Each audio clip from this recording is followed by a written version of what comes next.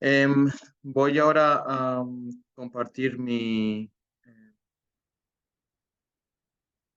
si me dejan compartir. No sé si puedo compartir. Así, share screen, sí. Vale. Pues ven mi presentación, ¿verdad? Voy a hablar de arqueología forense, especialmente la búsqueda, localización y excavación de restos humanos, aunque como arqueólogos hacemos muchas más cosas.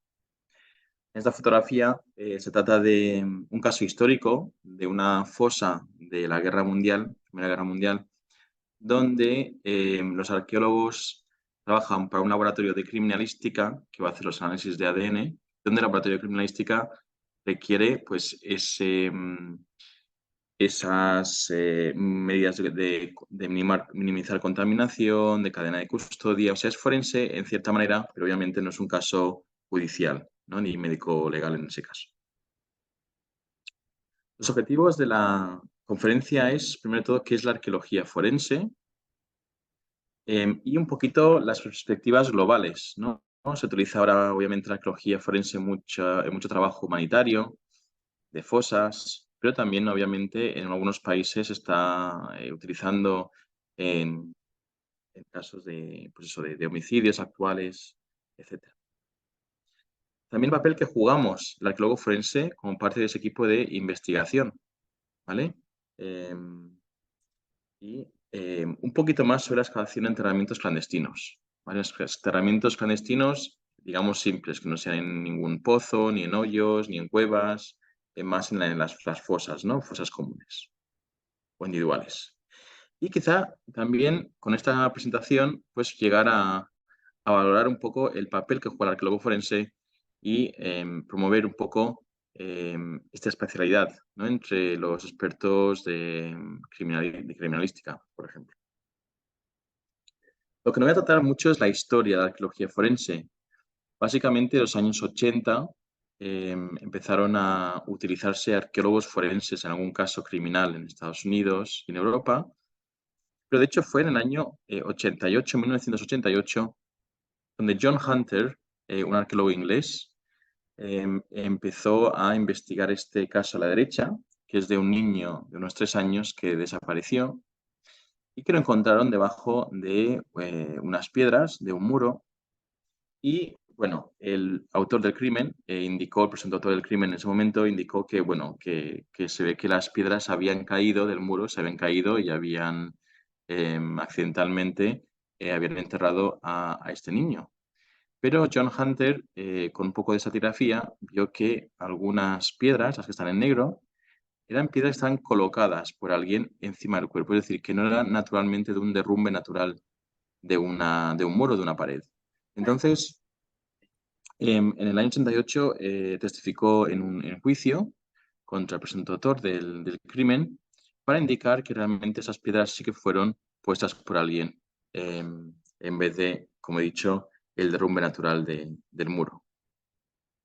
Tampoco voy a entrar mucho en detalle en los métodos, aunque es la título de la conferencia, sí que voy a indicar algunas cosas, pero bueno, la mejor experiencia realmente es, como decimos a nuestros estudiantes, es el excavar todo tipo de yacimientos históricos, arqueológicos, sean casas, estructuras, cualquier cosa, porque realmente nos va a ayudar luego a desarrollar ciertos conocimientos para poder aplicarlos luego al contexto forense. Tampoco voy a entrar en mucho detalle en esta relación entre la antropología forense y la arqueología, que están, como ya saben, muy relacionados entre sí. Y bueno, en algunos casos están separados, en otros la arqueología forma parte de la antropología, pero bueno, tampoco voy a meterme mucho en esto porque sí que también es una relación buena, pero también compleja. Obviamente, hay varios libros que ya explican un poco las técnicas de la arqueología, ¿vale? Especialmente la arqueología forense en nuestro caso. Estos libros, pues, está el Forensic Archaeology, que es uno de los primeros que hubo, también escritos por John Hunter, y luego han ido, pues, saliendo más publicaciones sobre el método de búsqueda y localización, especialmente de tumbas y restos humanos. ¿Cómo se define arqueología forense? Si tomamos la definición de Mike Groen, conmigo y con Rob Janaway en nuestra publicación de 2015 sobre arqueología forense, proponemos que la arqueología forense es el estudio o la disciplina científica que usa la teoría y la metodología arqueológica a un contexto legal. De hecho, yo añadiría personalmente un contexto legal y humanitario también. Lo que combina es la arqueología con la criminología y la criminalística para poder buscar, localizar, documentar, recuperar o excavar e interpretar sobre todo las evidencias forenses. Muchas veces nos han dicho que, bueno, que es fácil excavar, que todo el mundo puede excavar, que puede traer una pala, un paletín y excavar, pero lo importante es excavarlo bien y poder interpretar lo que se ve. La LAF, un año más tarde, tiene una definición parecida de indicar, bueno, que en estas guías pues la arqueología forma parte quizá de la antropología forense en general, ¿vale? Como también ha pasado en otros países. Y ellos definen también la arqueología como esas teorías, métodos y técnicas de la arqueología dentro de un escenario, un marco legal. Y su objetivo es buscar, documentar, recuperar cuerpos y evidencia asociada y dar interpretaciones, que es importante. Luego vamos a expandir un poco en esas definiciones porque, bueno, hemos dicho que aparte del contexto legal puede ser humanitario, luego también hay que indicar que no siempre estamos ante recursos humanos, podemos estar presentes en la búsqueda de otros materiales, de dinero, de drogas que están enterrados. Entonces, casi siempre son recursos humanos, pero no siempre. Y sabemos que estos restos humanos van a aparecer en muchos contextos, ¿no? Eso, pues en fosas comunes, ya son imágenes de internet o alguna personal de arqueología. Verán que no incluyo ningún caso judicial, especialmente cuando se graban estas ponencias, conferencias, pero sí que hay imágenes de internet que se relacionan con casos en los que trabajan. Pero son imágenes de arqueología donde tenemos enterramientos individuales, algunos pues con cremación, etcétera. Entonces tenemos varios contextos en los que trabajamos. Y en cuanto a la parte médico-legal judicial, en este caso a la izquierda era un caso de una persona de unos restos humanos que se encontraron en la superficie, aunque semienterrados. Entonces, cuando me llamaron, aquí soy la persona de la izquierda, pues querían un arqueólogo que, pues eso, para poder excavar, ¿no? Realmente al final resultó que no fue enterrado en una fosa, sino que a medida del tiempo ese cadáver pues se fue cubriendo de hojas, de sedimento, por el clima, etcétera. Entonces tenemos esos casos domésticos en los que o sea, trabajo nacionales, por ejemplo en el Reino Unido. Tenemos arqueólogos trabajando mucho más ahora en catástrofes, ¿vale? Por ejemplo, para los atentados de Nueva York, pues aparte de antropólogos también había arqueólogos. em, para algunos accidentes aéreos hoy en día o catástrofes naturales, siempre hay también un equipo de arqueólogos que van a ayudar a esa recuperación, documentación del lugar de los hechos. También tenemos el trabajo humanitario, sean en fosas más individuales o exhumaciones, como abajo a la izquierda, o en fosas más grandes, un equipo pues, compuesto de arqueólogos, antropólogos, psicólogos, antropólogos sociales y culturales también, médicos forenses.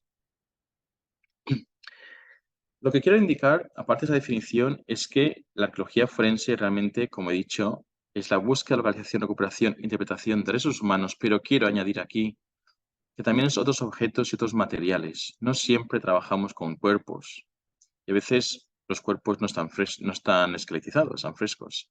Y pueden ser o enterrados, pero también podemos aplicar esos conocimientos arqueológicos a cuerpos en superficie o incluso sumergidos. Cuando hablamos también de arqueología forense, hay que tener en cuenta de lo que es forense, ¿no? En muchos países el crimen prescribe a los 25 años. En Inglaterra, por ejemplo, que tenemos más casos porque realmente un crimen prescribe hasta los 100 años. Un caso que tenga 70 años se va a investigar por la policía británica y vamos a investigarlo nosotros como arqueólogos, pero en otros países, pues obviamente esa franja de lo que es arqueológico y forense cambia. Eso es importante porque yo he trabajado en otros países con la policía británica, donde en Gran Bretaña ha sido un caso forense, pero en ese país donde estamos buscando ya el crimen ha prescrito y no es de interés judicial. Entonces es importante también tener en cuenta lo que es forense en ese caso. Pero ya vamos un poquito más a lo que hacemos como arqueólogos forenses. Por ejemplo, tenemos aquí en la zona de búsqueda lo que se ve típicamente, digamos, en un en entrenamiento individual, donde tenemos que el cuerpo se descompone, la tierra que se ha utilizado para rellenar la tumba ha descendido, se ha deprimido un poco, hay cambios de vegetación, se ve un poquito más la tierra en los alrededores también de la tumba. Entonces unas pistas, unas claves que nos ayudan a quizá buscar anomalías. No decimos que es una tumba, pero unas anomalías que luego habrá que investigar mediante la excavación. Indicar que en muchos países la arqueología está creciendo. En Gran Bretaña, sobre todo, tenemos que está accesible en Internet esos estándares y guías para arqueólogos forenses. En esos estándares y guías recomiendan los pasos a seguir en el lugar de los hechos y también los requisitos mínimos, quizá, de dibujo en planta, dibujo en perfil o en sección y unas guías de cómo escribir el informe pericial. Eso está regulado en Gran Bretaña por lo que se llama el Forensic Science Regulator, que es el que em, intenta controlar la calidad de los peritos ante el juez. ¿Vale? Entonces, para que el juez pueda saber que pues, este perito pues, ha sido certificado como arqueólogo, antropólogo, etcétera. Bueno, aquí tenemos dos imágenes a la derecha. Arriba es una búsqueda en Grecia, la policía británica buscando un niño que desapareció en el año 92. Y abajo estamos excavando unos restos humanos de la Guerra Civil Española que fueron ejecutados, bueno, después de la Guerra Civil, año 39, en la península ibérica. También tenemos los protocolos de búsqueda, levantamiento y exhumación en España, donde, como verán, el arqueólogo está allí en esa fase de búsqueda y prospección junto a la policía. Yo también añadiría aquí los antropólogos, porque a veces tenemos huesos que son, ya saben, de fauna o lo que sea, y hay que saberlo mientras se busca. Pero estamos allí para ayudar también a interpretar pues, la fotografía aérea, quizá qué técnicas utilizar. Es decir, muchas veces yo he ido a un terreno donde me han dicho que, bueno, que hay que investigar tal zona y me han dicho bueno, pues, que hay que investigar, hay que buscar el arma homicida, en este caso era un cuchillo, y me habían dicho que tenían georradar y todo, y he dicho, bueno, pues tampoco va a hacer falta georradar porque voy a excavar esa zona en cualquier caso, ¿no? Entonces, un poco también aconsejar qué tipo de técnicas vamos a utilizar, ¿no? Y luego esos sondeos también y técnicas arqueológicas. Y luego en el hallazgo y la exhumación, o sea, si el antropólogo también está allí, el médico forense, el antropólogo físico forense, médico forense, y lo que suelo hacer normalmente es, en mi faceta de antropólogo forense, dejo que el arqueólogo pues, exponga los restos humanos, están esqueléticos, y antes de levantar el cadáver, pues hago la documentación antropológica adecuada, aconsejo de cómo hay que pues, recuperar el esqueleto, qué medidas tomar antes de levantar, etcétera, ¿no? También está obviamente el médico forense ahí presente. Y ya saben que básicamente en España ha crecido mucho a través de esos trabajos humanitarios que igual sí que tienen o van a juicio en el futuro, por eso se siguen protocolos forenses, no posible. Es un caso, pues eso, también en un cementerio donde en cada tumba se enterraban pues 3 individuos, 4 individuos, 7 individuos, depende de cuántas personas habían ejecutado ese día, ¿no? Entonces aquí tenemos pues la documentación, aquí el cribado también del material, etcétera. Entonces, España ha crecido mucho por ese tipo de fosas de la guerra civil del año 36, 39 y del franquismo. Obviamente, tenemos que la arqueología forense está creciendo. Tenemos, pues eso, artículos con la palabra ya arqueología forense, no solamente antropología, em, unos artículos ya especializados para ver esa contribución de la arqueología forense en homicidios, etcétera, ¿no? Y sabemos también que pues en derechos humanos pues está proporcionando unas buenas evidencias que pueden llevarse luego a juicio, ¿no? Y bueno, ya sabemos que aquí en otras organizaciones pues tenemos la palabra y el trabajo del arqueólogo forense, no solamente del antropólogo forense. Y bueno, trabajo humanitario hay por todo, eso es una cosa que está en progreso, que hay que rellenar más, pero vemos que hay muchas fosas, ¿no? Eh, comunes de casos de derechos humanos, donde sabemos que la arqueología pues, eso empezó en los años 80, Latinoamérica, luego teníamos los Balcanes, Ruanda, Camboya, y se está expandiendo esas fosas, esa investigación de fosas aquí en los iconos verdes con arqueólogos forenses, aparte de antropólogos forenses. La arqueología, ¿verdad? Que sé que veis lo de arriba, trata lo siguiente. Primero, ¿qué métodos recomendamos para una búsqueda? Es decir, me dicen que, pues eso, que tienen un georradar, pero igual voy a excavarlo. Es decir, si el georradar me dice que es negativo, aún así voy a excavarlo. Entonces, bueno, si hace falta o no hace falta. Vamos a ver cómo realizar esa búsqueda. Es decir, vas a hacerlo con una máquina excavadora, vamos a hacerlo manualmente, etc. Adaptación de restos humanos, muchas veces, u objetos. Pues eso, antes de levantar el cuerpo, antes de que el antropólogo o el médico forense pues miren el cuerpo, el antropólogo mire el cuerpo los restos en la morgue, pues intentar ver si podemos identificar la datación, ¿no? De esos restos, si son antiguos, si son históricos, si son más modernos, etcétera. Nos vamos a preguntar cómo y con qué fue excavada la fosa. Si fue a mano, si fue con una máquina excavadora, si había dos palas distintas, etc. Si había alguna alteración posterior, muchas veces se sabe que después de un enterramiento clandestino, el autor o autores del crimen siguen controlando esa zona para asegurarse de que no está expuesto el cadáver, lo vuelven a cubrir, lo intentan trasladar. Entonces, a veces se ve esas alteraciones posteriores. Lo importante es documentar esa asociación entre los restos humanos y los materiales. ¿Qué está por encima del cadáver? Si es un periódico de un año particular, si es una bolsa de papas que está debajo del cadáver. Entonces, documentar esa posición y relación de otros materiales como objetos en relación a los restos humanos. La fosa lleva abierto cierto tiempo. A veces encontramos restos de, por ejemplo, de hojas, de los árboles, que hemos encontrado bastantes veces, o otro tipo o de basura, lo que sea, em, eh, cuando ha estado abierta la tumba un cierto tiempo antes de entrar al cadáver. ¿Quién es la víctima? Obviamente se hace otros métodos, pero puede intentar maximizar las evidencias asociadas a ese enterramiento, en el cual nos van a ayudar quizá a identificar más adelante la víctima, junto a otros datos, obviamente, de ADN, de odontología, etc. Y esa reconstrucción de eventos durante la posición del cadáver y lo que ha pasado, ¿no? Es decir, si el cadáver pues, ha estado descomponiéndose en otro sitio, si luego es un enterramiento secundario, por qué está esparcido el cadáver, si es porque, pues eso, por carroñeo o si es por descuartizamiento, etcétera, ¿no? Un poco esa reconstrucción de eventos. Y también, ¿quién es el autor del crimen en el caso de que sea criminal? Ya sabemos que la escena del crimen no tiene por qué haber habido un crimen. Puede ser una muerte accidental, un suicidio, una muerte natural, pero donde hay un acto criminal, intentar ver esas evidencias. Es decir, si hay un cigarrillo, si hay algo con el ADN del sospechoso, etcétera. Yo creo importante, bueno, y también decir que a veces no encontramos los cuerpos, pero encontramos las evidencias de intento de enterrar a alguien.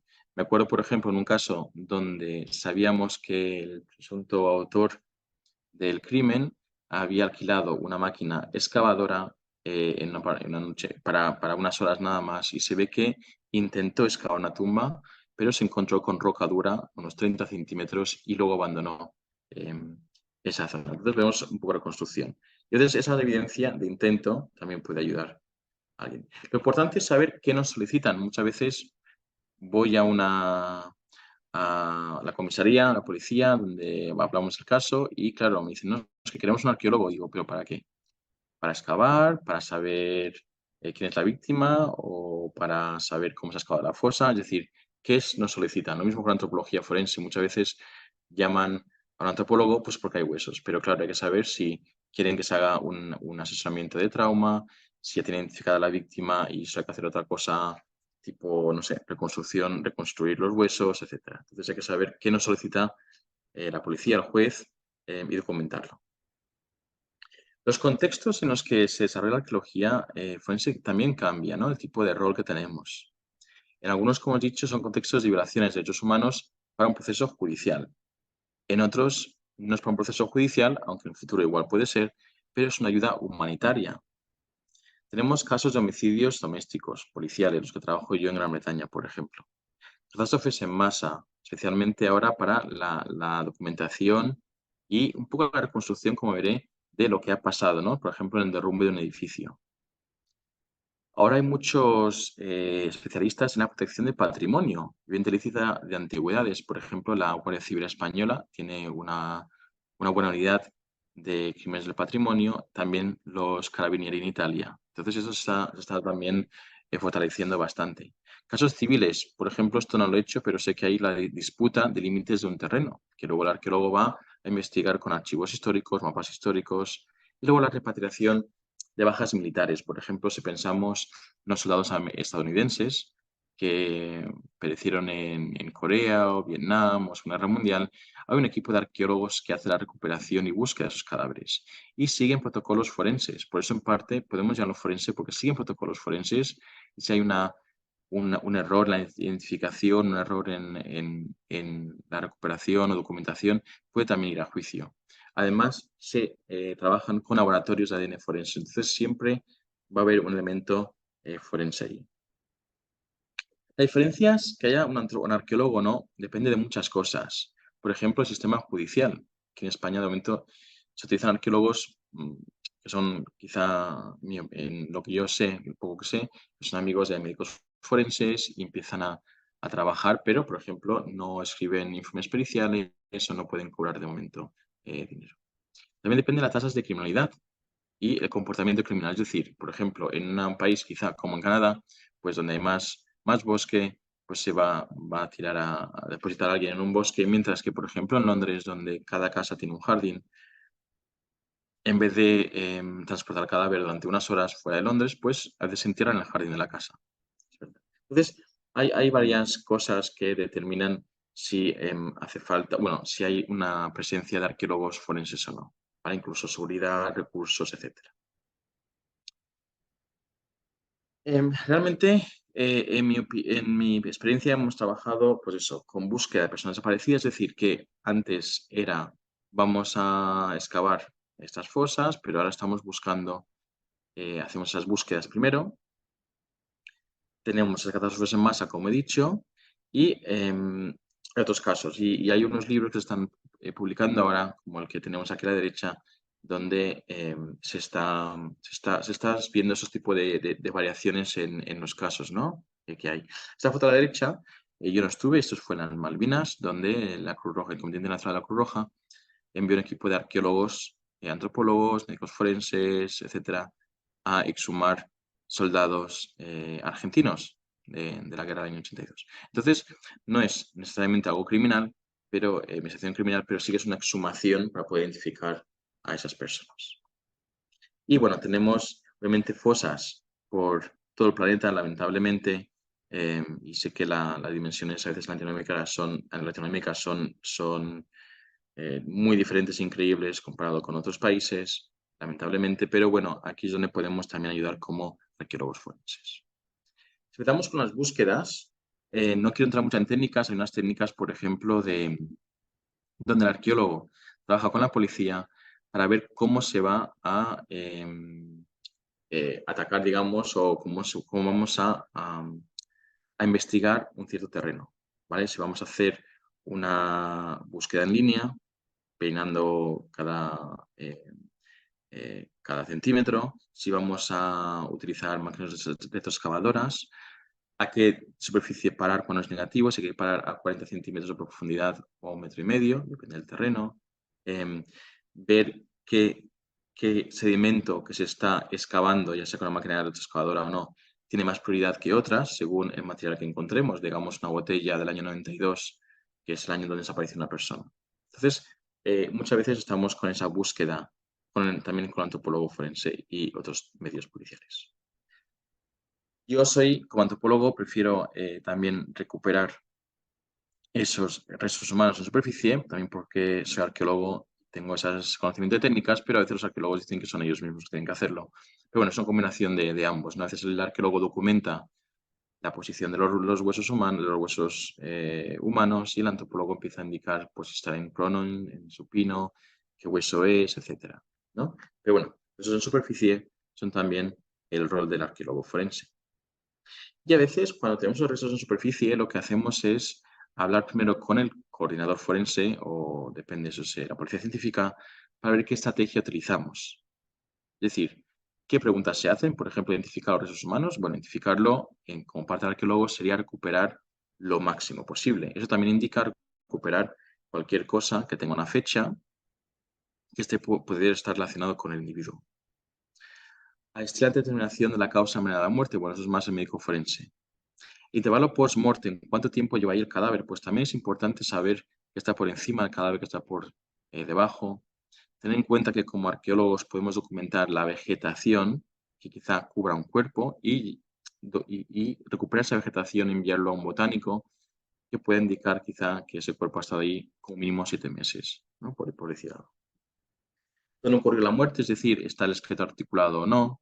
¿Se ha descompuesto allí? Por ejemplo, ¿cómo es el sedimento debajo del cuerpo?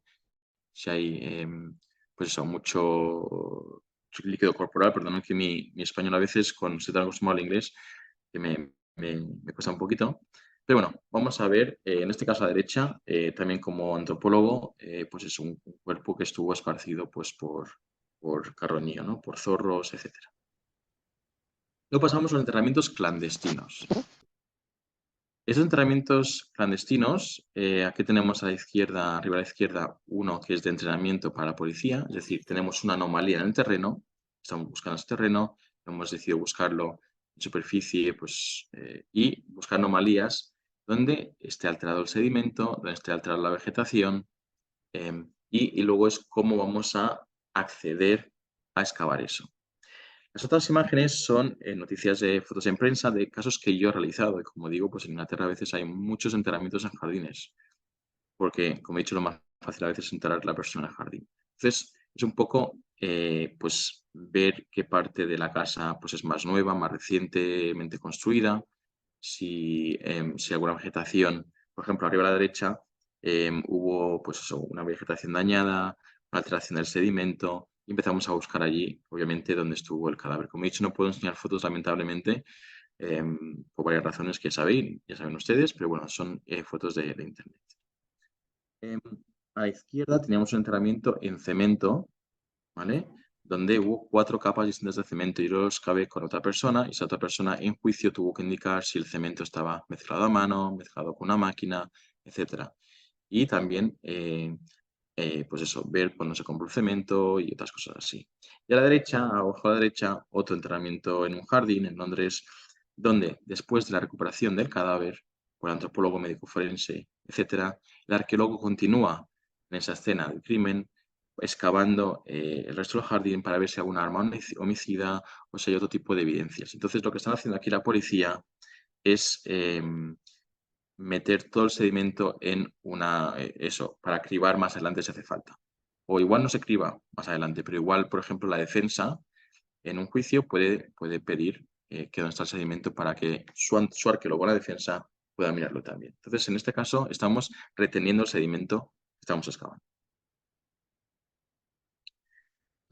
Catástrofes en masa, pues un poco de una combinación de geología y antropología. A la derecha tenemos un incendio que tuvo lugar en Londres, donde fallecieron 70 personas, bueno, al final 72, y donde los arqueólogos con la policía estaban documentando las escenas del fuego en cada piso, y los antropólogos, incluido yo como antropólogo, en la morgue durante varios meses con el análisis de los restos. Entré una vez, pero realmente era la policía con los arqueólogos forenses, era un equipo conjunto, y los antropólogos con los médicos forenses estaban ya en la morgue. Abajo a la izquierda es otro caso en el que trabajé. Esto es también una foto de internet, donde el vehículo estaba enterrado bajo tierra. habían abierto con una máquina una trinchera y metieron el coche, el carro, como dicen, eh, pues lo metieron dentro de la trinchera con 2 cuerpos y quemaron los cuerpos y taparon el vehículo. Lo que hicimos aquí era dividir el vehículo en 6 zonas, ¿vale? Pues yo quería saber dónde estaban los restos quemados, si estaban en la parte del conductor, del copiloto, del pasajero, etcétera. Entonces, lo dividí en 6 para ver la concentración de huesos ahí, ¿vale? Y luego tenemos otras catástrofes, por ejemplo, accidentes aéreos. Yo trabajo en Segunda Guerra Mundial, me voy a Italia, de hecho, este fin de semana que viene, para empezar una excavación el día 21 para recuperar un piloto de la Segunda Guerra Mundial que se estrelló. Y a la izquierda arriba tenemos, por ejemplo, los fuegos en California, donde la Universidad de Chico eran arqueólogos antropólogos, utilizan esas técnicas para recuperar los restos humanos. Y sé que también, me parece que en México también utilizaron arqueólogos y que en algunos terremotos también en Sudamérica también querían arqueólogos. Creo que había un anuncio de ALAF de 15 arqueólogos más un antropólogo médico forense para una catástrofe natural. Entonces, sí que estamos ahora utilizando esas técnicas para ayudar en la búsqueda, documentación, localización de esos cuerpos. De hecho, en este caso a la derecha no, pero en un accidente industrial en el que estoy trabajando donde estaban desmantelando o deshaciendo un edificio y se cayó. Entonces, bueno, era ver un poco no solamente dónde están los cuerpos, pero qué parte del edificio estaba más frágil y, bueno, pues había problemas de ingeniería y cosas así. Entonces, bueno, también ver el colapso natural de un edificio. Luego, exhumaciones en cementerios. Y claro, podemos preguntar, ¿pero por qué hace falta arqueólogos y antropólogos cuando cualquiera puede sacar un cuerpo de un cementerio o hay enterradores, ¿no?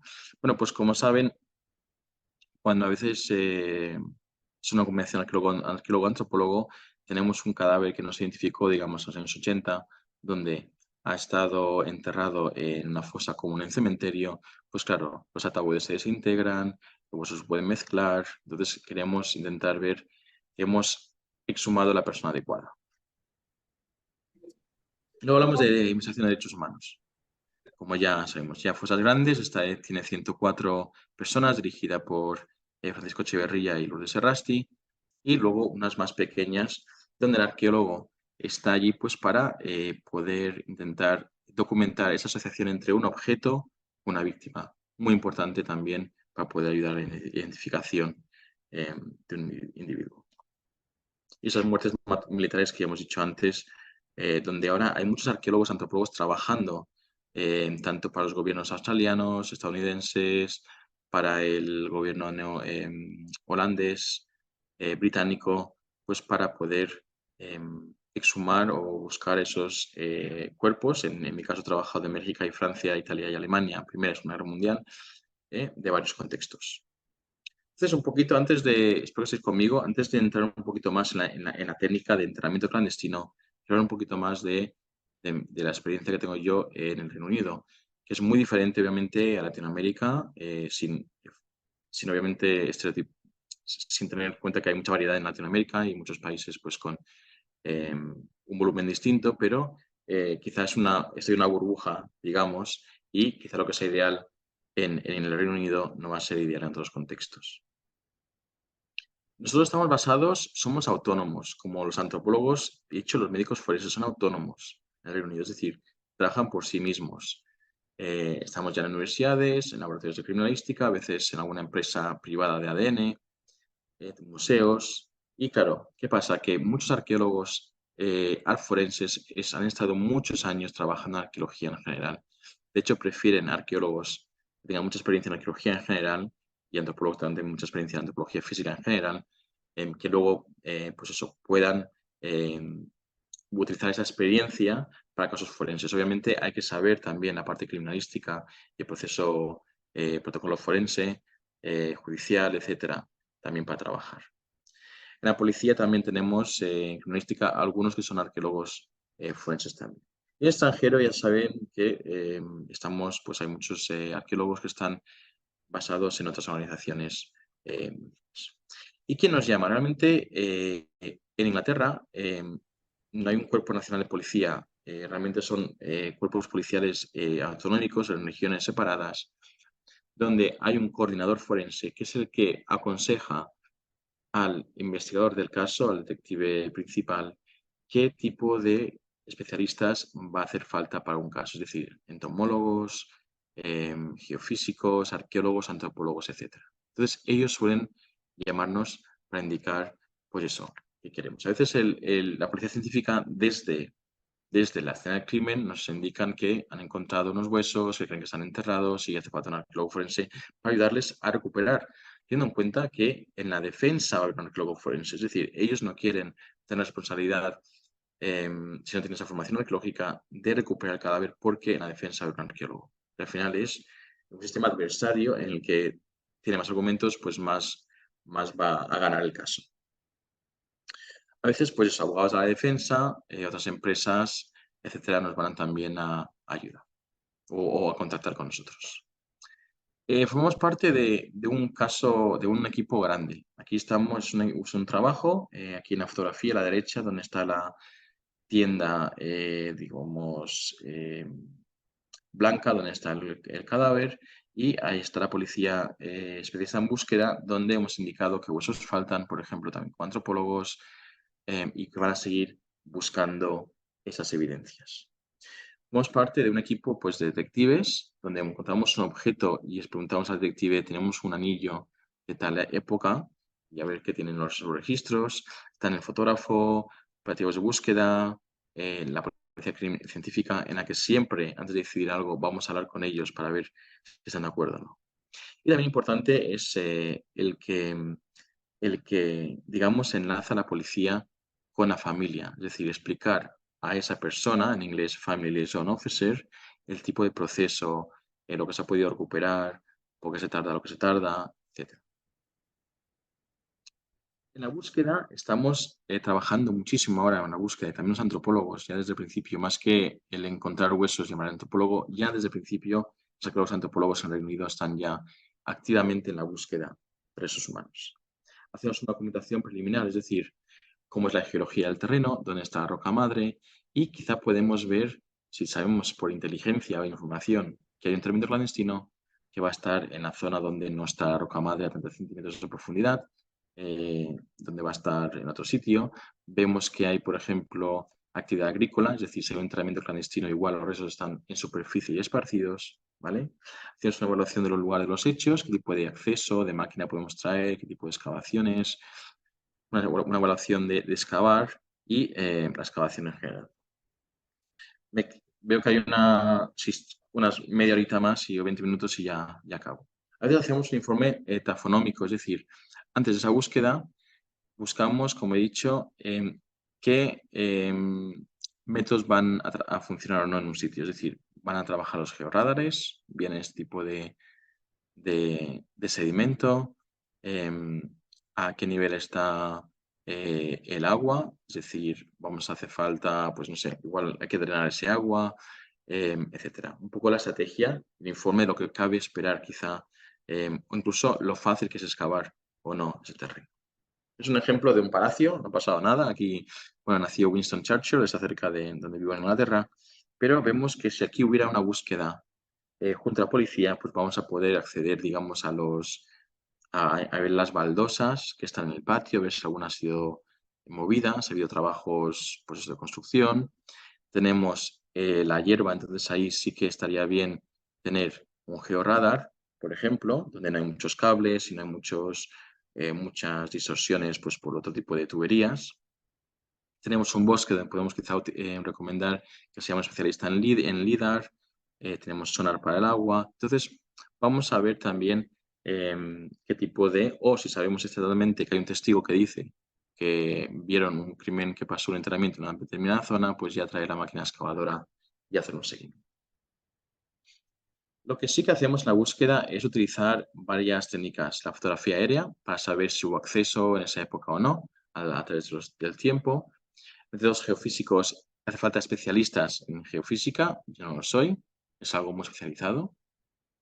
A veces tenemos análisis ambientales, es decir, sabemos que hay un presunto autor que se ha llevado a una niña de un colegio la niña se ha aparecido, puede ser enterrado y la policía, por ejemplo, tiene el vehículo, cree que tiene el presunto autor y podemos ver el sedimento donde ha estado el vehículo y las botas o los zapatos de ese autor del crimen, con sedimentos y polen. Entonces podemos quizá estrechar un poquito más el parámetro de búsqueda.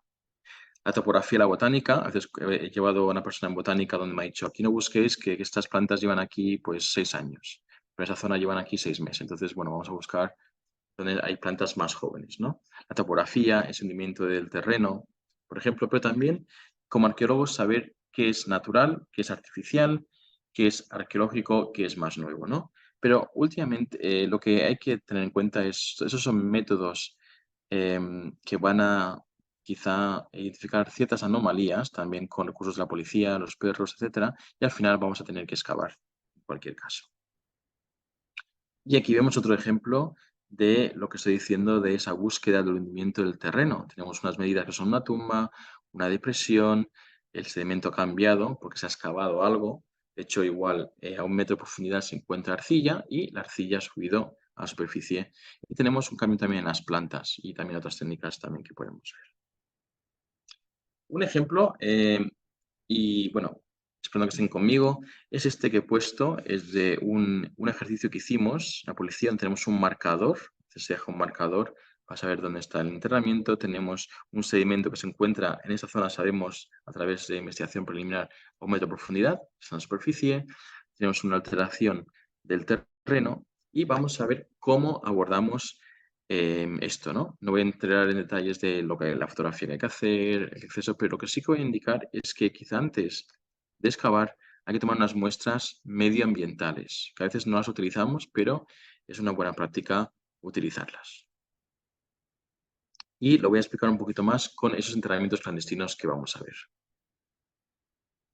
Bueno, los enterramientos clandestinos que voy a hablar son métodos realmente para una fosa individual, más que nada, que es la parte más doméstica de un homicidio. No tanto para fosas comunes, en este caso por colegas en España, pues de enterramientos en pozos a mucha profundidad, pues eso, en otro tipo de contextos, ¿no? Pero antes de excavar, como he dicho, quizá podamos tener en cuenta esos pruebas medioambientales. Sabemos que como arqueólogos en general, cuando yo excavo pues, algo prehistórico, tomamos muestras de tierra para poder reconstruir luego el paisaje en esa época prehistórica. Entonces tenemos sedimentos, diatomeas, botánica, entomología, insectos. No somos especialistas en esto. Yo lo que hacía era coordinar esos trabajos entre el especialista y la policía porque a veces cuando nos tocaba excavar, pues decimos, mira, que hay que llamar al botánico, hay que tomar esas muestras, etcétera.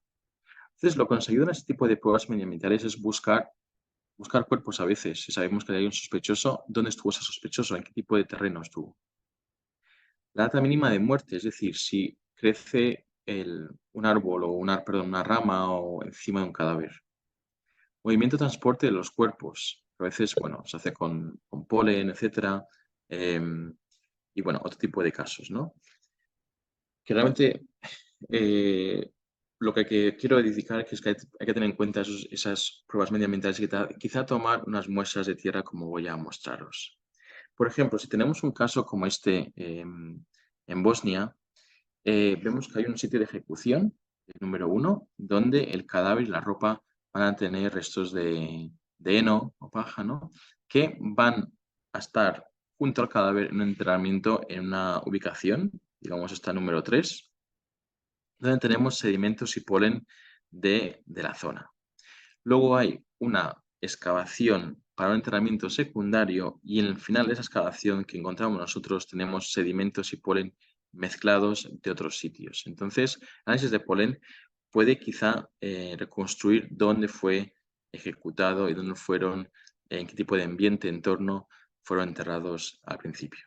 Entonces, eso es el tomar muestras. Yo suelo tomar muestras de los controles de los lados y también de la base de la fosa. Las técnicas que utilizamos deben estar reconocidas internacionalmente, calibradas y limpias. O sea, es decir, hay que ver que no haya contaminación de una escena a otra. Hemos dicho que hay que ser buen arqueólogo, pero también hay que saber esas nociones de criminalística y ciencias forenses, porque por muy buen arqueólogo que alguien sea, pues si no conoce el marco legal o cómo se actúa o la cadena de custodia, pues va a debilitar el caso, especialmente cuando en Inglaterra tenemos un caso adversario. Hay que documentar bien, ¿vale? Para poder testificar y tener en cuenta que esa documentación va a estar presente también para la defensa. La defensa va a poder ver esa documentación de cómo hemos hecho los planos, de cómo hemos escrito las notas, la estrategia de búsqueda, etcétera, ¿vale? Trabajar bien en equipo, ¿vale? Y estar al día de cambios y protocolos eh, en sí. Hay unos métodos que no voy a entrar mucho, bueno, es que la llamada telefónica, toda esta parte que se documenta, la llegada a la escena, la estrategia que se ha abierto, el acceso, el equipo, quién está presente, qué vamos a tomar, todo eso está documentado y hay que intentar, obviamente, va a estar algo que se va a poder ver para la defensa.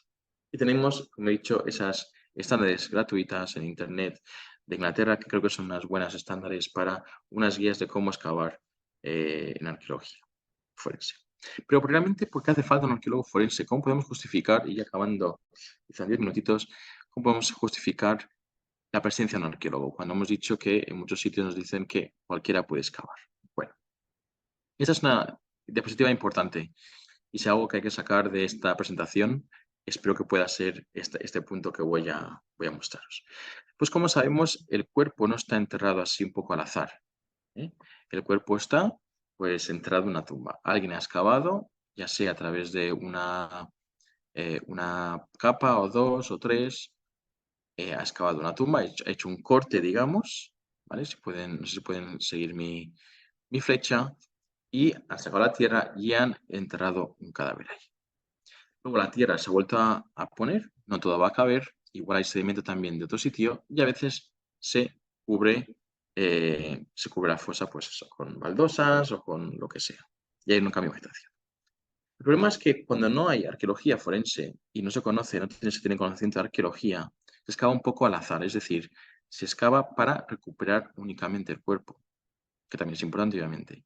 Pero ¿qué pasa si hacemos una excavación al azar sin respetar esos bordes, esa base, esos límites de la tumba? Pues van a pasar varias cosas. Una es, vamos a perder evidencias de cómo fue excavada la tumba, porque si no podemos excavar los laterales, está todo mezclado, pues no sabemos cómo se excavó la tumba, si a mano o con una máquina. No llegamos al fondo de la tumba, es decir, no sabemos si hay evidencias de balística, de una huella de alguien, sabiendo una huella de un calzado, por ejemplo, otras cosas, ¿vale? Una colilla, un cigarro, pues con él. Entonces vamos a perder eso, las dimensiones. Quizá lo más importante que quiero que tengan en cuenta es que si tenemos un cuerpo, digamos, de los 2008 y hay una moneda de 2010 que está en superficie de ese terreno y se mezcla el cuerpo de 2008 con material 2010, la defensa va a decir, pues, que está todo contaminado, es decir, que no hay una buena metodología. Y es importante cuando tenemos dentro de la tumba, ya para el punto que quiero referenciar, si tenemos un cigarrillo con el ADN del autor del crimen o lo que ha enterrado a la persona, dentro, si ese cigarrillo está dentro de la tumba, sabemos que está relacionado con el hecho de la tumba. Ahora, si no excavamos bien y mezclamos lo que es el sedimento de la tumba con lo que está fuera de la tumba, la defensa va a poder decir, es que mi cliente va fumando cada día y se da un paseo por ahí, es normal encontrar un cigarrillo suyo. Es decir, hay que poder enlazar lo que está dentro de esa tumba con el crimen. No se puede mezclar sedimentos en lo posible. De ahí que es importante tener un buen arqueólogo, el saber excavar bien. ¿Cómo hacemos esto? Normalmente, esos son más entrenamiento. Lo que hacemos es esas pruebas medioambientales, documentación del terreno. Lo que hacemos es intentar excavar con un paletín alrededor para ver si podemos definir el contorno o el perfil de lo que podría ser una tumba. ¿Vale? ¿Qué pasa? Tenemos este perfil que digamos puede ser 1 metro y algo de largo, que puede ser consistente, pues eso, con una tumba. Lo que vamos a hacer, que es diferente un poquito a otros sitios, es excavar la mitad de la tumba o de la posible tumba. Es decir, no vamos a ir, no sé si siguen, como he dicho, el cursor en la flecha al ratón, no vamos a ir de un extremo a otro porque esa tumba puede estar a 2 metros de profundidad y puede no ser una tumba. Entonces hacemos un pequeño sondeo. Es decir, en la fotografía de la izquierda lo que tenemos es una mitad excavada. Sabemos entonces que hay un cuerpo, podemos llamar al médico forense, al juez, sabemos también de que ese cuerpo está a tal profundidad y de allí también podemos documentar el perfil, podemos documentar los niveles estratigráficos que están dentro de la tumba y luego ya se saca la otra mitad. Es decir, por ejemplo, en este caso tenemos aquí una sección, pues tenemos aquí el cuerpo que estaba cubierto en una cortina, me parece, y bueno, tenemos ese dibujo con la profundidad y todo eh, que sirve para presentarlo. Hay un libro que escribió una arqueóloga sobre más experimental para ver qué tipo de métodos en entrenamientos individuales, estoy diciendo, no en fosas grandes, clandestinas, fosas comunes, qué método funciona mejor en cuanto a rapidez, en cuanto a maximizar la evidencia. Y se ve que el de media sección, como he dicho, es el que funciona mejor. Es decir, buscamos un contorno, a veces no se ve muy bien, ¿vale? Debo decirlo, a veces no es tan nítido como esto. Se puede excavar el A, excava la mitad, se va documentando. El primer sedimento puede ir a una bolsa separada. El siguiente sedimento puede tener otro número de unidad estratigráfica, igual que el último. Y vamos escavando al final y vemos que sí que hay un esqueleto. ¿Vale? A veces no hay. Entonces nos damos cuenta que pues eso es donde había un árbol y se saca lo demás y ya está muy rápidamente. ¿Vale? Pero va a ser una manera más rápida y eficaz de saber si es un enterramiento o no. ¿Vale? No es que estemos ante un cementerio romano donde sabemos que todos son tumbas, entonces no sabemos lo que es. Y de ahí se documenta, se excava la otra parte y lo demás. También vamos a recomendar, también con antropólogos, el tipo de tamizado, según la parte. En este caso, a la izquierda, el arqueólogo dijo que ese sedimento tenía unas evidencias que eran consistentes con la fecha de desaparición de la persona. Eso a través como he dicho, latas de cerveza, etc. Entonces ese tamizado fue más manual, mientras que las toneladas que sacaron en otras zonas, como aquí abajo a la derecha, se hizo con rastrillo, se esparció y luego se buscó si había restos humanos. ¿Vale? Era una zona pues menos interesante. Y luego hay otro tipo de tamizado también en excavaciones aquí arriba a la derecha de internet, de, de- creo que es un accidente aéreo, sea de Segunda Guerra Mundial o Vietnam, Corea, y otro tipo de métodos de tamizado.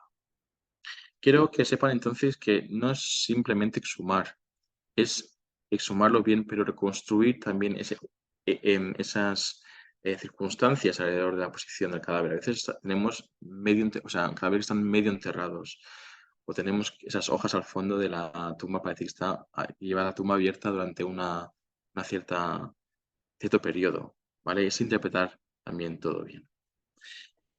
El equipo de lo que se hace en la arqueología forense también, como he dicho, ayuda la documentación en el campo, por ejemplo, en este caso de Blindfolds, tápanos, ahí, perdón, en castellano. Bueno, si están las manos atadas, si tienen vendas por encima de los ojos, todo esto es importante al final para juicio. A veces se puede contribuir a un incremento en la sentencia. El juez, según el tipo de enterramiento, si está el cuerpo boca abajo, si está quemado, no sé qué, puede añadir un par de años a la sentencia. Este caso, donde fui a la Audiencia Nacional, fue otra vez encontrar un cuerpo enterrado en un jardín en Londres, donde en el juicio me preguntaron la posición del cuerpo y cómo fue enterrado. En este caso fue enterrado también con cemento y se añadió más años a la sentencia por el tipo de enterramiento clandestino que hay. Y lo que dije era que esa reconstrucción, como he dicho, del enterramiento, que el cuerpo fue depositado a cierta profundidad, cubierto luego en cemento, tapado luego por bloques, luego por tierra, por gravilla, luego le puse unas tablas encima, un geotextil y de hecho al final una caseta de madera para almacenar el cortacésped. Entonces, todo eso es esa secuencia, esa estratigrafía es importante para añadir. Y las preguntas que nos hacen es cómo se encontraron los cuerpos, la posición, etcétera, y las evidencias asociadas, cuántas personas excavaron la fosa que no podemos decir, ¿vale? Bueno, en este caso aquí a la derecha hubo 3 acusados Claro, yo no podía decir si era una persona o tres, ¿vale? Depende de muchas cosas. Y tampoco puedo decir quién excavó la fosa, es decir, eso es en otro tipo de casos de investigación que tiene que hacer la policía. Ya para acabar, los beneficios, pues es económico tener un arqueólogo, porque sabemos que no hay que excavar 2 metros, que podemos parar a 30 centímetros o 40 centímetros, dependiendo de lo que nos indique el terreno. Podemos también datar cosas, individuos y otros objetos o el contexto en general. Ayudamos a recuperar pruebas. Cuando hay la búsqueda es negativa, el dar una confianza, el salir de ese sitio y decir que no hay cuerpo, es dar ese nivel de confianza de que los métodos han sido los adecuados, que han sido investigados al terreno que creemos, a la profundidad que creemos que debe ser. Y luego, bueno, es un proceso destructivo la excavación. Entonces, muchas veces la policía no quiere hacer esto si no tiene una cualificación arqueólogo que lo documente bien. Entonces, bueno, primero conocer esos protocolos forenses, como he dicho. Ya acabando de indicar que más académico es esto, que la arqueología forense sí que incrementa y vemos una búsqueda rápida en Forensic International, según décadas, como del año 90 al 99 hay 23 artículos que mencionan arqueología forense, comparado con 118 entre 2000 y 2010 y ya 525 entre 2010 y 2019. Entonces vamos incrementando. La educación es importante, la educación, el dar charlas a la policía, conferencias a la policía es importante para poder ver lo que podemos proporcionar. Teniendo en cuenta que también hay presión, no se puede excavar no sé, una lentitud o lo que sea, que hay también presión, que la persona puede estar en custodia 24 horas, 48 horas, también hay presión para eso. Entonces concluyo diciendo que la arqueología forense va a ayudar en la búsqueda, localización y recuperación de una persona desaparecida, totalmente muerta, y otros materiales en una variedad de contextos, ¿vale? Junto con otros especialistas. Somos solamente una parte. Especialmente, la mayoría de parte de los trabajos que hacemos es la excavación de fosas clandestinas.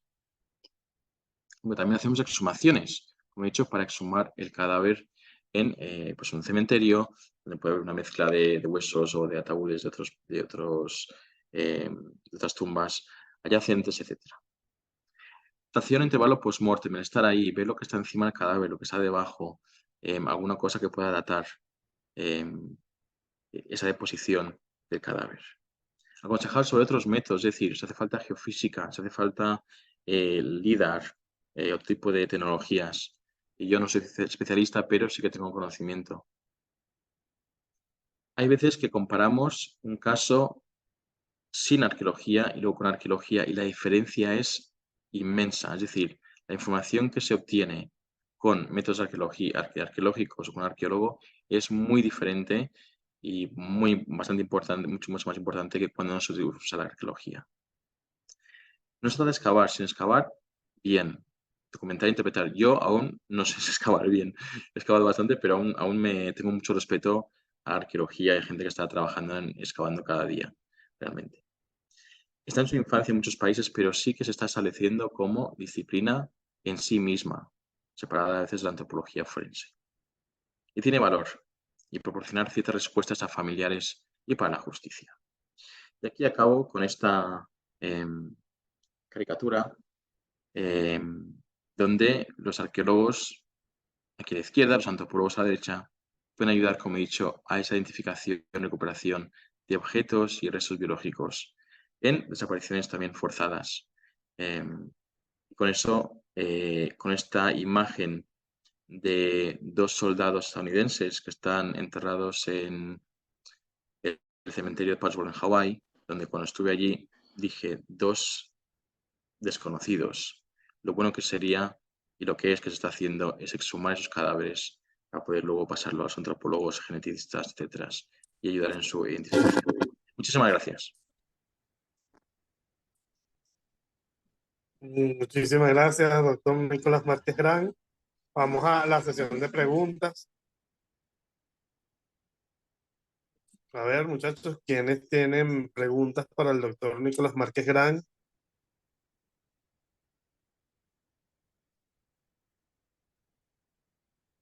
Y si no, bueno, tiene mi correo electrónico y Si puedo, también puedo contestar a algo.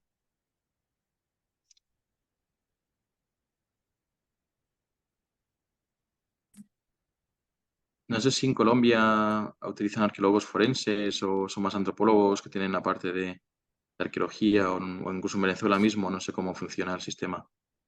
Sí, bueno, en Colombia sí se tiene el área de arqueología, pero está integrada con los antropólogos, o sea, dentro de antropología forense. No se, no se trabaja de forma diferenciada, exceptuando en los equipos que son privados. Vale, En sí, los sí, equipos privados sí existe un área nada más de arqueología y otro de antropología. Como en el mm, Equitas, ellos sí tienen esas diferenciaciones. Acá sí, le preguntan, doctor, sí. em, ¿el tipo de Sí, suelo influye en la descomposición del cuerpo? sí, y sí, y esto me lleva a un informe que suelo hacer yo, que es un informe tafonómico en antropología, hay una de arqueología, otra de antropología, donde la policía, por ejemplo, si va a otro país a hacer una búsqueda, me piden cómo va a estar el cuerpo, va a estar esqueletizado, va a estar entero, va a estar esparcido, todo lo demás, ¿no? Pero sí, lo que hemos notado, por ejemplo, es que los suelos tipo arcilla van a conservar, dan menos oxígeno para, digamos, las bacterias, van a conservar mejor el cuerpo que otros tipos de alimentos. Muchas veces en arqueología he trabajado en zonas de playa, de arena, donde apenas hay conservado hueso, de hecho algunos fragmentos pequeños de esmalte del diente, pero sí. Y también la profundidad, obviamente, em, de, de la tumba. Hay muchos factores que van a influir en la descomposición del cadáver, ¿no? Va a ser, por ejemplo, si está con ropa, si está envuelto en una cortina, en un textil, la profundidad, si hay algo encima. Porque depende de la profundidad, no soy entomólogo, pero sé que a pocos centímetros pues hay un tipo de mosca, los coffin flies, que pueden llegar también a penetrar, ¿no? Y lo que quiero decir es que, por ejemplo, lo que sabemos en Inglaterra es que quizá se tarde un año, por ejemplo, hasta que un cuerpo se vuelva a esqueletizar en un contexto de enterramiento, un año, año y algo. Sé que en otros países, por ejemplo, en 23 días o en unas semanas o meses en superficie o incluso enterrados, a veces se esqueletiza un cuerpo. También quiero decir que el cemento eh, conserva muy bien el cuerpo. Es decir, es un medio anaeróbico, o sea que no hay oxígeno realmente. Y hemos hecho bastantes experimentos ya con hueso de animal, pero donde hemos visto que, bueno, con hueso de animal no, con tejido animal, que el cemento pues conserva bastante. Y he estado excavando cadáveres que han estado enterrados en cemento durante 8 meses y están bastante, sobre el médico forense, bastante frescos, donde aún se ve incluso las heridas en los tejidos blandos. Pero sí, gracias por la Excelente, pregunta. muchas gracias. No sé si otra persona tenga alguna pregunta.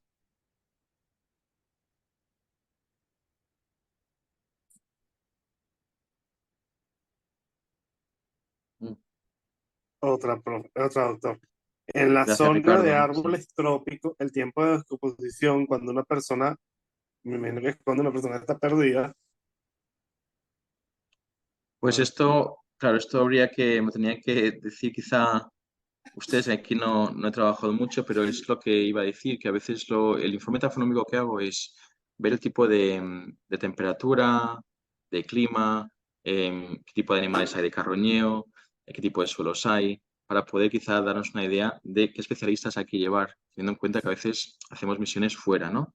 Em, en zonas de árbol trópico, yo me imagino que puede ser bastante más rápido porque no sé, con más temperatura y humedades y más quizá bacterias, no lo sé, creo que la descomposición sería muchísimo más rápido. Es algo que tendría que pensar o igual si saben quizá otro compañero aquí presente igual tiene otro tipo de experiencia, pero creo que sería muchísimo más rápido, sí.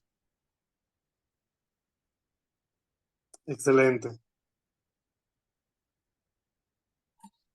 Bueno, muchísimas gracias. No sé si hay otra pregunta, colocarla por el chat de forma expedita.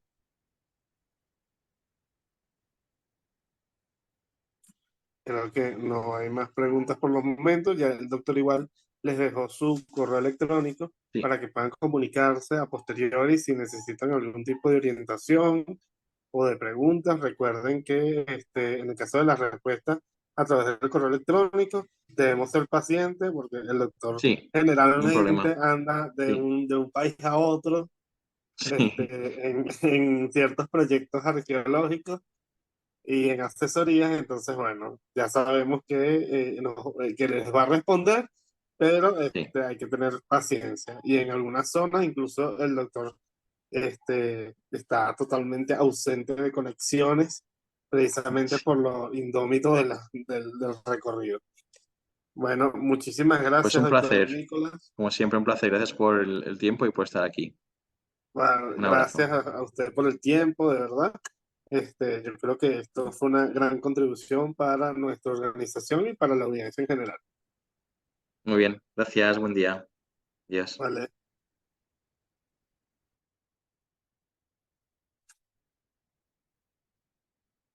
Bueno, muchísimas gracias por tu asistencia. Ana, ya tengo tus datos, Ana. Bueno, en el transcurso de la tarde le estará llegando su certificado en PDF, certificado digital, por parte de Iberoforense SAS. Agradecido, que tenga muy buenas tardes en cada uno de los espacios donde se encuentra.